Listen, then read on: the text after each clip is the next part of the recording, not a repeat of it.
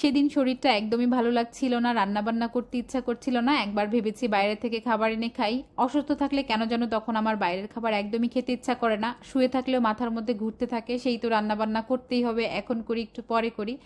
তো উঠে একটু রাইস কুকারে খিচুড়ি বসিয়ে দিলাম হাত মেখে, একদম ঝটপট শর্টকাট একটা ওয়ে। এই রাইস কুকারের খিচুড়ি আমার খেতেও ভালো লাগে। তো আমি একটু মুসুরির ডাল নিয়েছি আর ভাতের চাল নিয়েছি। পোলাওর চাল থেকে আমার ভাতের চালের খিচুড়িটা বেশি পছন্দ। আমি এখানে খুব বেশি মশলা ব্যবহার করছি না, আমি একটু রসুন কুচি দিয়েছি, পেঁয়াজ কুচি দিয়েছি, স্বাদ মতো লবণ দিয়েছি, হলুদ দিয়েছি, একটুখানি জিরের গুঁড়ো দিয়েছি, দুটো তেজপাতা, দুটো এলাচ দিয়ে সয়াবিন তেল দিয়ে দিয়েছি। আর আগে থেকে গরুর মাংস রান্না করা ছিল, তার খানিকটা মশলা ছিল, আমি সেখান থেকে একটু মশলাও খিচুড়ির সঙ্গে দিয়ে ভালো মতো হাত দিয়ে মেখে নিয়ে পরিমাণ মতো পানি দিয়ে দিয়েছি। আর এখন আমি রাইস কুকারে বসিয়ে দিচ্ছি। আমার যখন খুব বেশি খারাপ লাগে তখন দেখা যায় আমি ভর্তা ভাত বা এভাবে খিচুড়ি বসাই। ঘরের খাবারটা কেন যেন অসুস্থ হলে খুব বেশি খেতে ইচ্ছা করে, বোধহয় রান্না করতে ভালো লাগে না তখন, এই জন্যই বোধহয় খেতে ভালো লাগে না কি আমি বুঝতে পারি না। এমনি সময় হয়তো মাঝে মধ্যে বাইরের খাবার খাওয়া হয়, কিন্তু অসুস্থ থাকলে তখন একদমই খেতে ইচ্ছা করে না। আর মেয়ে মানুষ, আপনি কতক্ষণই বা শুয়ে থাকেন, এখন না তখন রান্না তো করতেই হয়। তো আমি খিচুড়িটা রান্না হয়ে গিয়েছে, এটা একটু মাখা মাখা হয়েছে, খেতে অনেক ভালো লাগে। রাইস কুকার খিচুড়িটা কিন্তু একদম ঝরঝরে হয় না, একটু মাখা মাখা হয়, অনেক ভালো লাগে। আমি শুকনো মরিচ পেঁয়াজ দিয়ে একটু ভর্তা বানিয়ে নিয়েছিলাম। আর এই তো আলহামদুলিল্লাহ সকালের খাওয়া দাওয়া শেষ করেছি।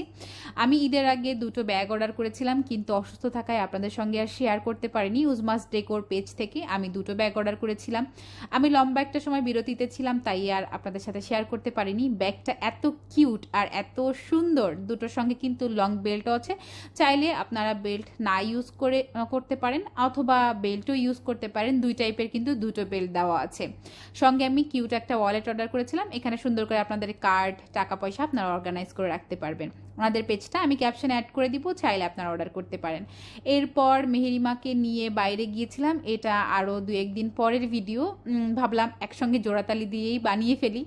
যমুনায় গিয়েছিলাম প্লে জোনে, ও অনেক দিন পর্যন্ত ঘরে ছিল কারণ স্কুল বন্ধ ছিল, তখন আমি অসুস্থ ছিলাম, ওকে কোথাও নিয়ে যেতে পারিনি।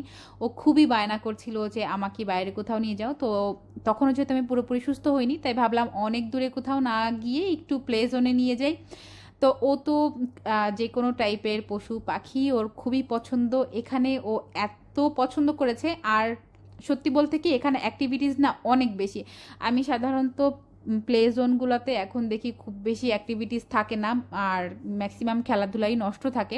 তো এখানে বেশ দেখলাম অনেক টাইপেরই খেলনা আছে, আমার আগে কখনো যাওয়া হয় নাই, ওই দিনই আমি প্রথম গিয়েছিলাম। আমি শুনেছি ওই প্লে জোনটা খুব ভালো, আপনারা দেখলেই বুঝতে পারবেন, অনেক টাইপের অ্যাক্টিভিটিস আছে।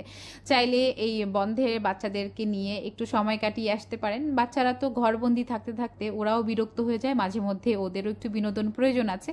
তো এখানে মোটামুটি খেলাধুলা অনেকক্ষণ ধরে করেছে, 2 ঘন্টার মতো সময় ছিল। তো 2 ঘন্টা একটু আগেই আমরা বেরিয়ে গিয়েছিলাম, আমার শরীরটা ভালো লাগছিল না সেজন্য। এরপর যে যমুনা ফিউচার পার্কের পাশেই তেহেরি ঘর আছে, এত বাজে খাবার আমি আমার লাইফে কখনো খাই নাই।